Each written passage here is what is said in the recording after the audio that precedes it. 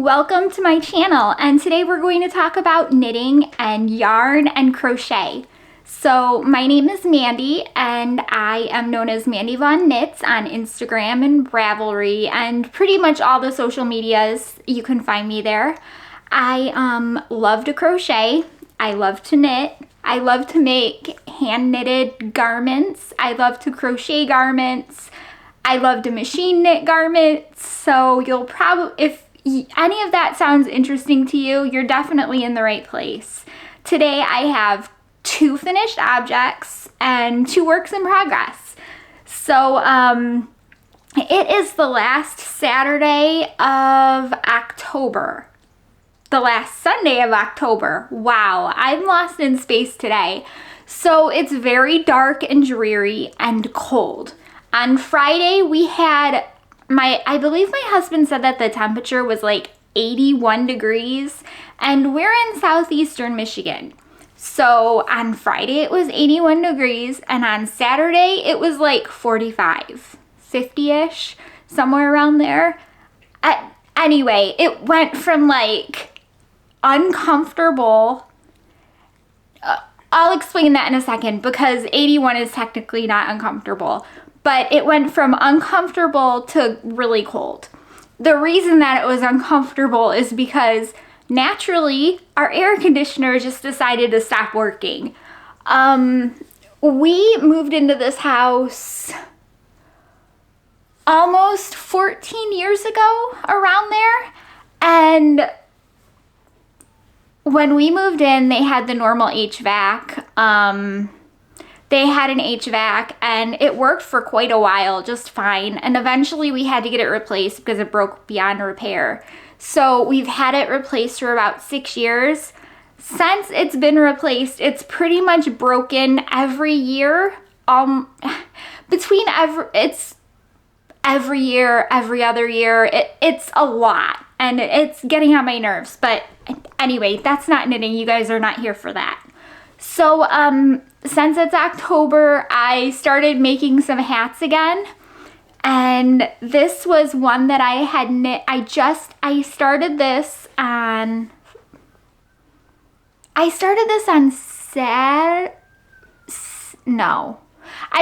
on Friday. I believe it was Friday evening. So this is the Rafa hat from Joji Locatelli, and oh my gosh, I hear sirens. I'm sorry about that. Okay, so this is the Rafa hat from Joji Locatelli, and it is a ribbed hat. Now, if you look very closely, you can tell that I knit this in twisted rib, which the pattern doesn't call for. It's just plain knit and purl. I tend to knit all of my ribbing as twisted rib. I like the way that it looks better. So it's a design choice on my part. There are certain times I won't twist the ribbing. I won't twist knit and purls. And if you've watched previous episodes, like with my Like a Cloud, the repeat is not a standard ribbing. So I just kept those plain knits and purls. But whenever I'm doing cuffs or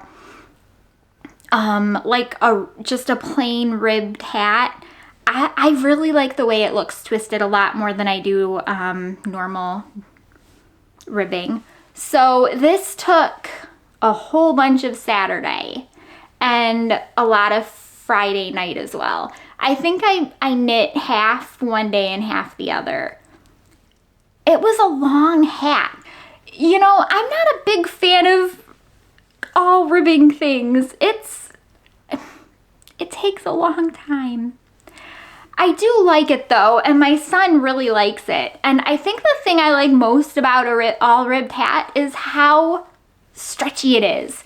Like, if I did not know a person's head size, I could knit them a ribbed hat, and there's like a 99.9999% chance that it's gonna fit their head.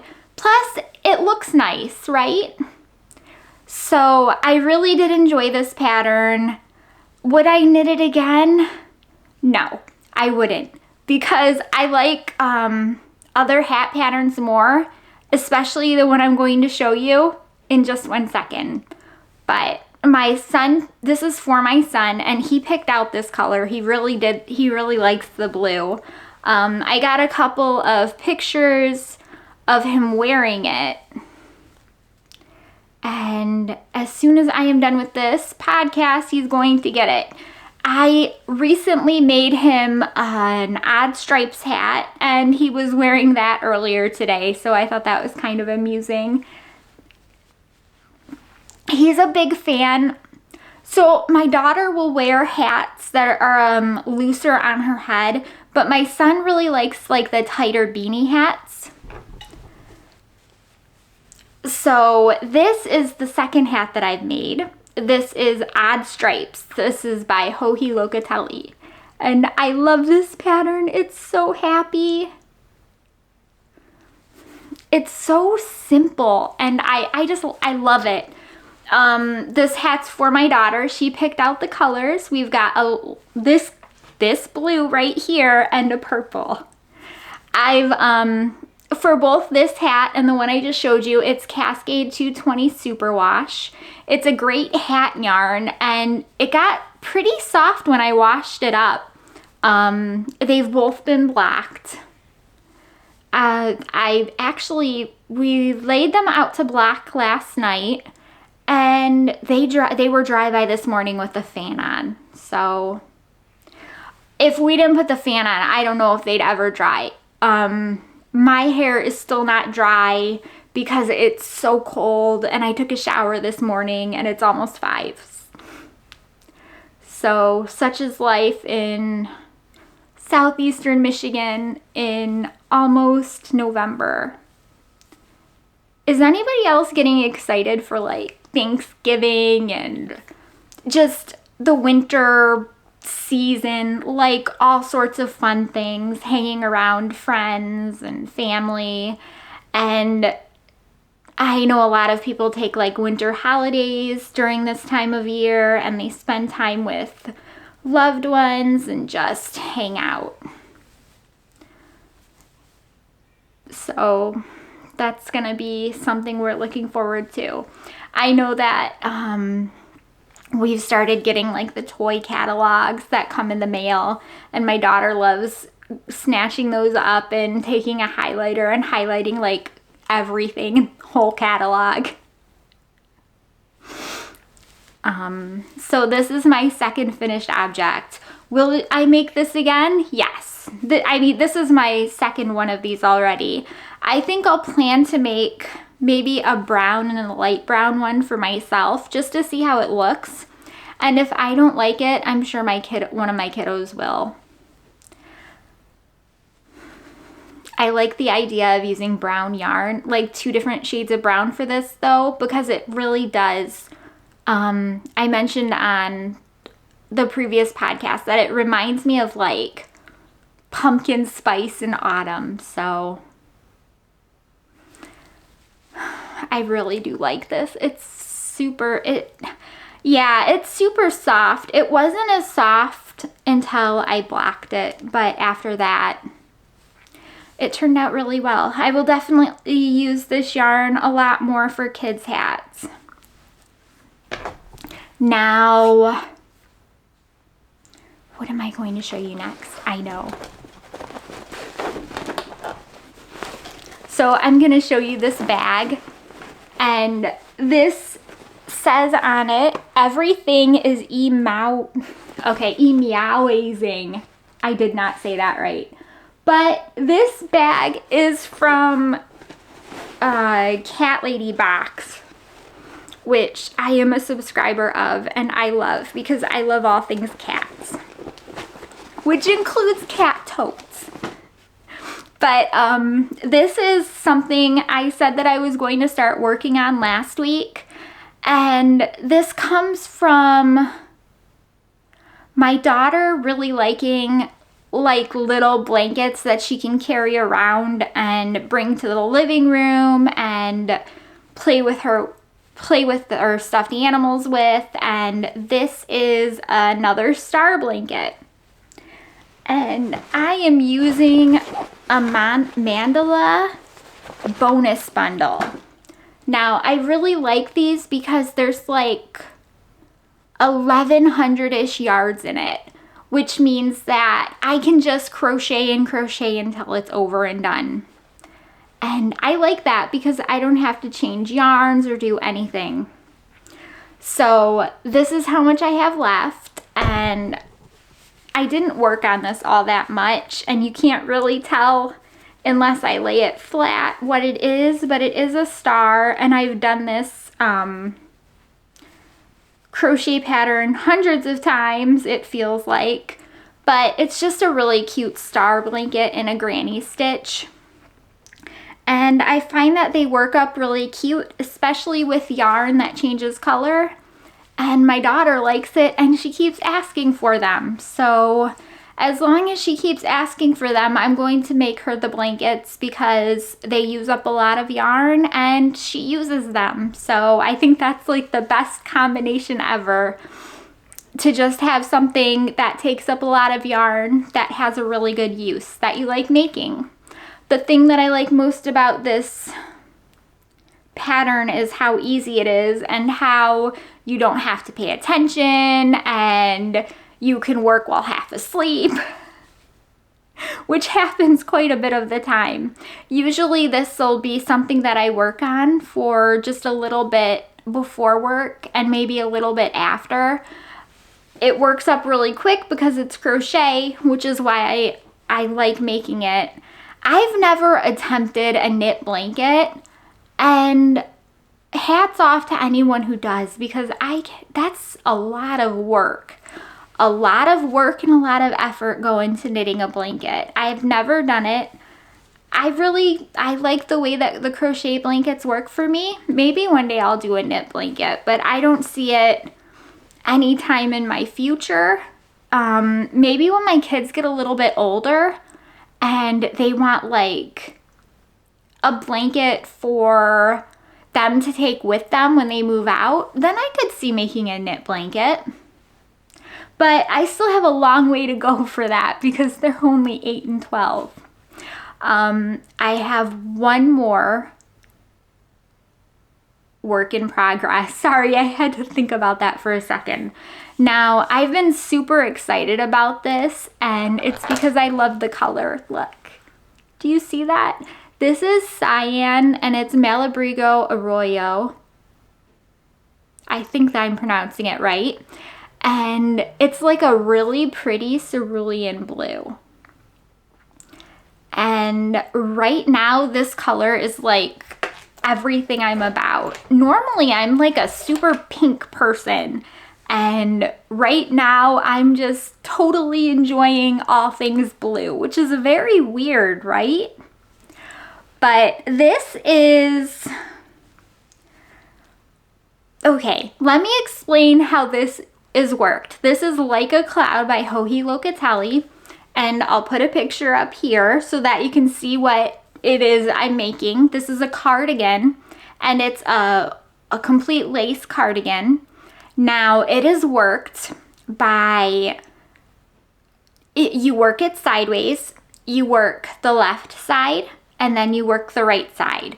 And then, after you do that, you graft the sides together, and you have two, like, almost like a U shape, right? So, the top parts of the U come up kind of like this, right? And then on the other side, and then you get the sleeves in, and you pick up around to do the collar. It is a very pretty pattern. I really like it, and I really like how the lace is looking in the blue. So this is the left side.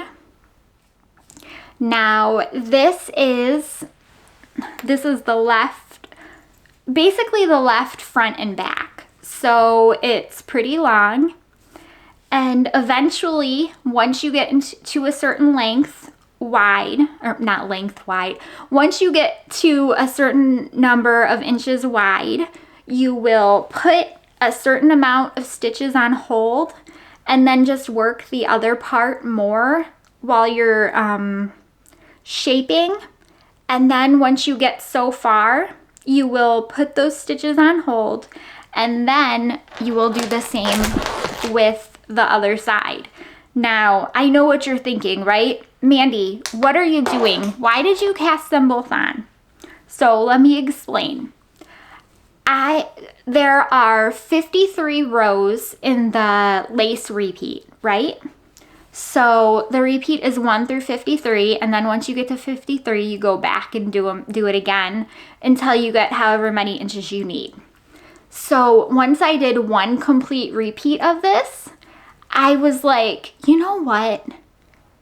I want to black this. I want to black it out and see what my dimensions are, so I get a really good feel for how many inches I have to go, how many inches, just to make sure that my stitch gauge is accounted for.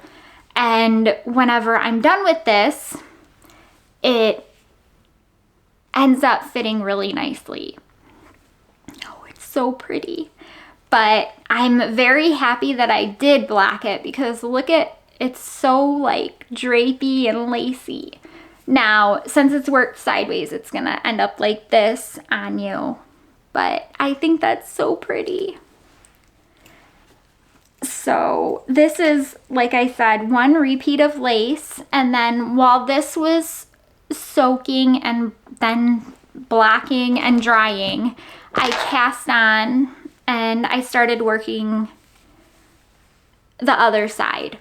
So my goal is to do 1 through 53 on this, and then I'm going to measure what it is here against here and figure out how much it's going to grow and which way, how much each way it's going to grow. And then I can figure out how much more I need to do to get to what I need. Does that make sense? I think that sounds really cryptic. I'm sorry, I'm trying not to give away the pattern as I'm talking about it. But basically what it boils down to is, now that I know what blacking does to it, I'm knitting this one with the same steps and the same everything that I did the first one in, and I'll know how far I need to go and when I can put the stitches on hold and just work the bottom part. The lace pattern is not very difficult, but if you look at my, here, it's probably easier to show on this one. If you look at my, knitting, you'll see all of my stitch markers, which I put after every chart repeat, because I do not want to have to rip this out and redo it. If you can tell, I also have lifelines, so I put a lifeline in after the first repeat as well, because why not? It only took like a couple of minutes to get the needle and yarn through, and I really like how it is. So it's kind of like a knitting save state, right? It just makes more sense to me to make sure that I'm using all the stitch markers I need and all the lifelines I need, so that way I don't have to screw around with pulling it out or tinking it back. I mean, don't get me wrong, there's a good chance I still might make a mistake, but at least this way I feel like I'm avoiding it as much as I possibly can. Now, this pattern is, like I said,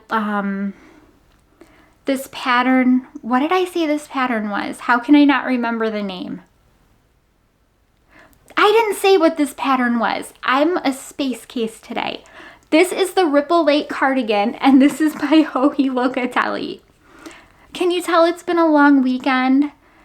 My daughter had a trunk or treat event yesterday, and we all stayed up pretty late because we didn't have dinner until they got back, and it's just been a long weekend, I think.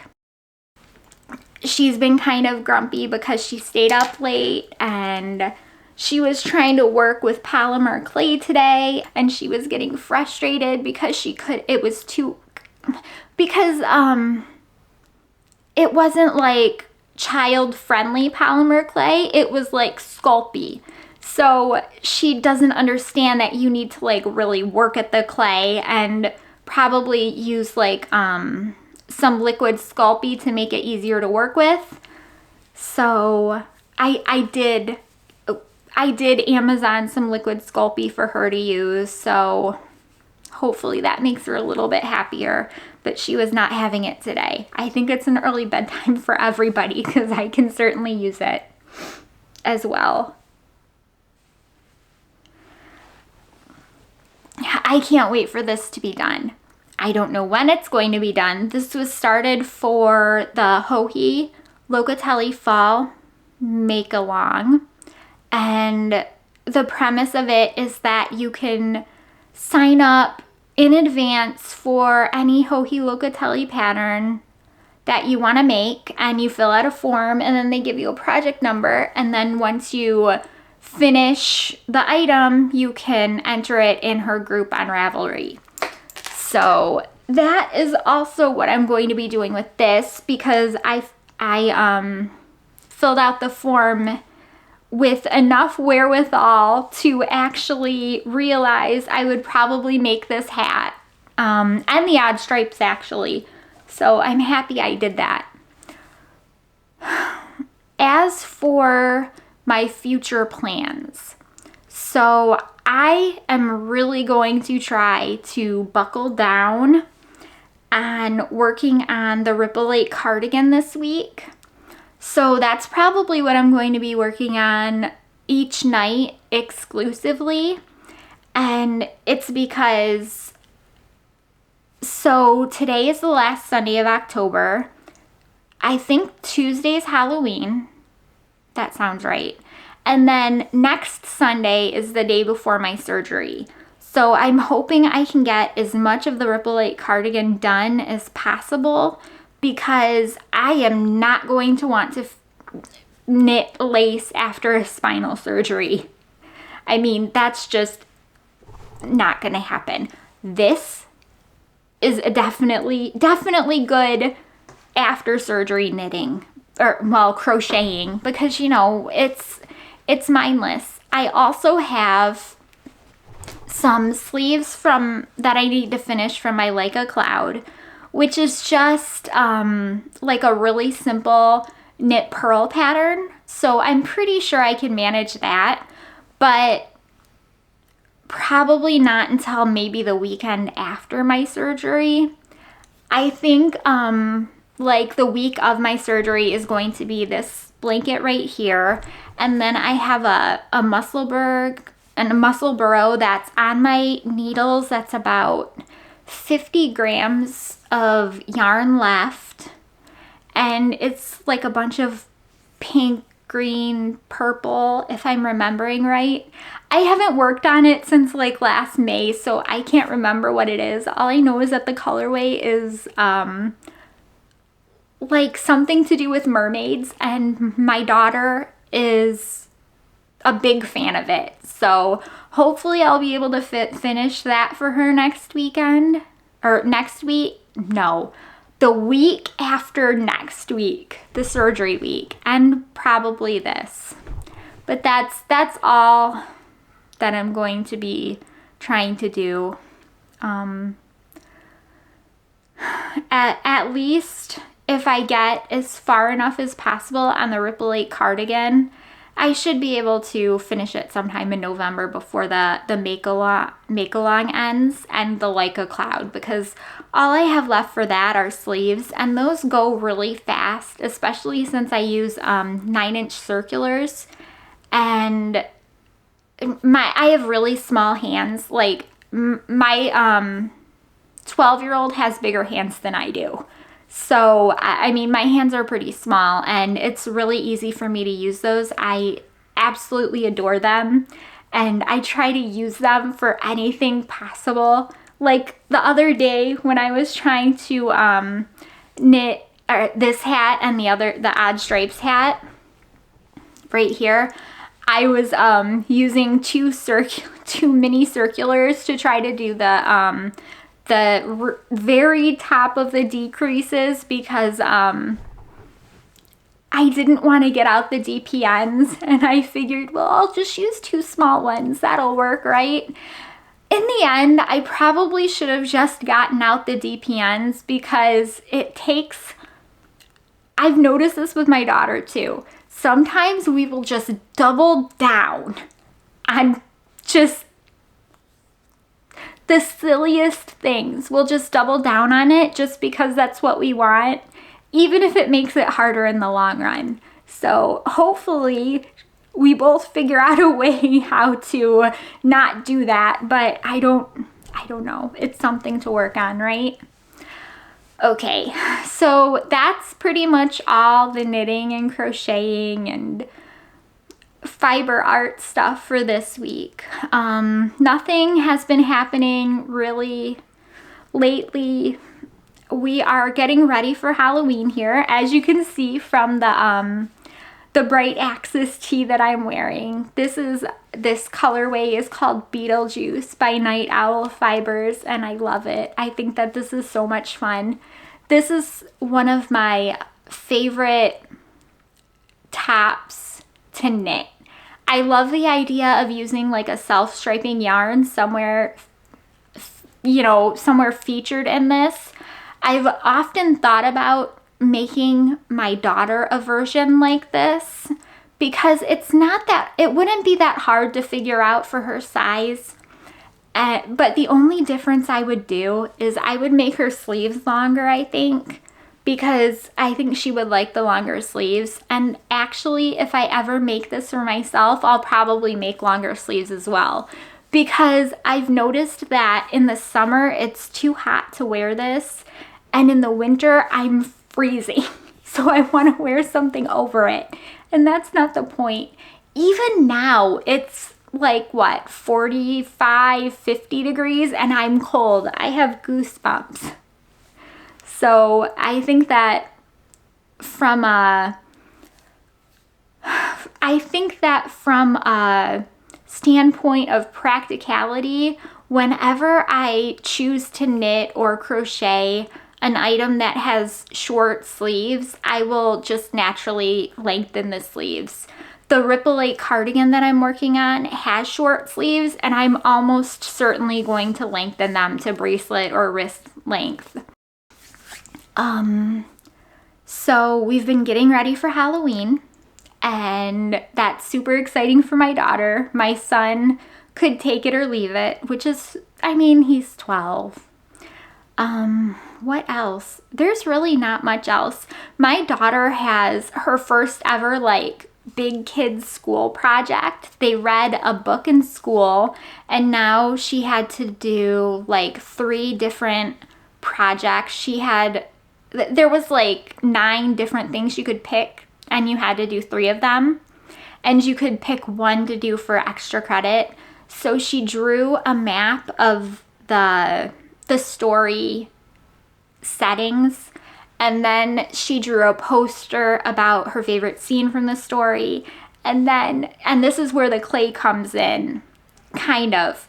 She took this clay that we got for her, and she built this scene from from the story that was her favorite. Now, that I say it's kind of where the clay came from, because it's not really. The clay that she used for that was pretty much kids' clay. You can bake it in the oven, and it's considered polymer, but the clay that she was getting upset with earlier was polymer clay, and she wanted to use that because she really wanted the color white, and the kit that we got her had no white polymer clay in it. The character that she wanted to make out of clay is Ori from Ori and the Blind Forest. He's like a little Stitch-like character that's white instead of blue.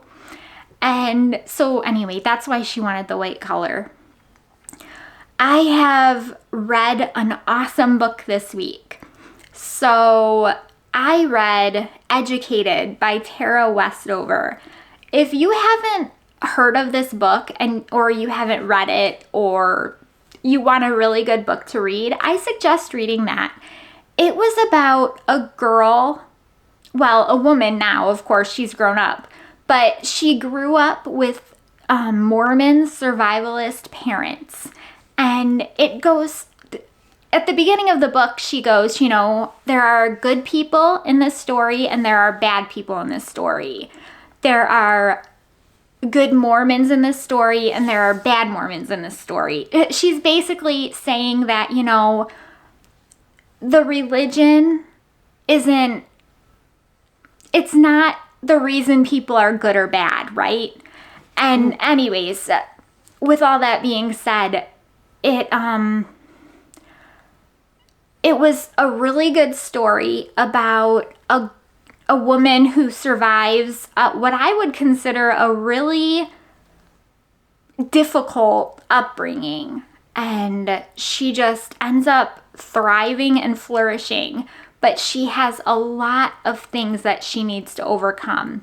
She has a lot of things that she needs to overcome. She ends up kind of, I won't ruin any of it, but it's very good. It was just, I'm trying to think of how I want to describe this. Just remember that she's not saying that thinking one thing about religion makes you bad or good. She's more or less using religion as a way to describe her parents or her family, and kind of giving context to describe why they believe what they believe. It was great. I thought that it was very well written, and I listened to the Audible version of it. No, not the audio version of it. It wasn't on Audible. I borrowed it from Libby. I thought that it was great.